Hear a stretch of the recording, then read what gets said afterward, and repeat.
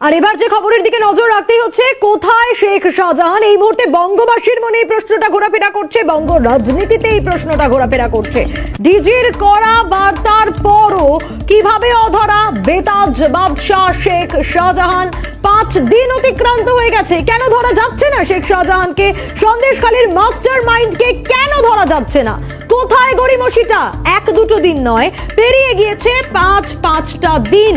আদৌ কি তৎপর পুলিশ? এই প্রশ্নটাও বারবার উঠছে। কোন সুরক্ষা বলয়ে গা ঢাকা দিয়েছে শাহজাহান? অধরা শাহজাহান নেপথ্যে কোনো প্রভাবশালীর হাত রয়েছে কি?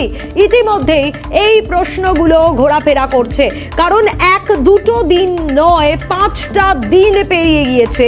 শেখ শাহজাহানকে এখনো পর্যন্ত ধরা গেল না। কোথায় রয়েছে এই বেতাজ বাদশাহ সন্দেশখালীর? কোথায় গা ঢাকা দিয়েছে সে?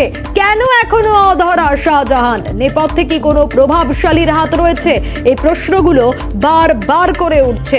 নজর রাখার চেষ্টা করেছি আমরা, বেশ কয়েকটা ছবিও দেখাচ্ছি। এগুলো আগের ছবি, শেখ শাহজাহানের বাইক স্টান্টের ছবি, একের পর এক।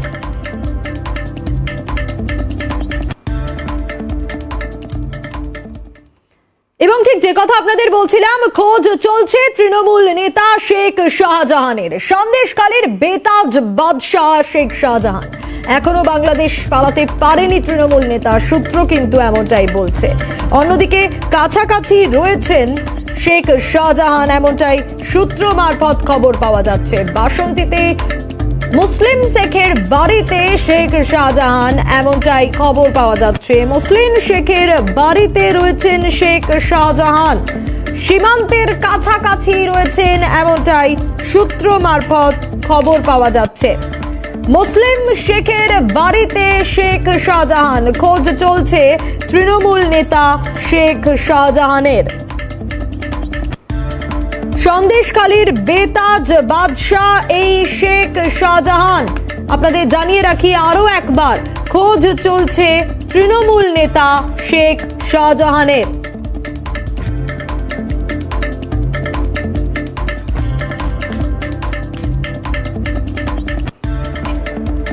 নজর রেখেছি ইতিমধ্যেই, খোঁজ চলছে তৃণমূল নেতা শেখ শাহজাহানের। সন্দেশখালীর বেতাজ বাদশাহ শেখ শাহজাহান এখনো বাংলাদেশ পালাতে পারেনি তৃণমূল নেতা, সূত্র এমনটাই বলছে। সীমান্তের কাছাকাছি রয়েছেন তিনি।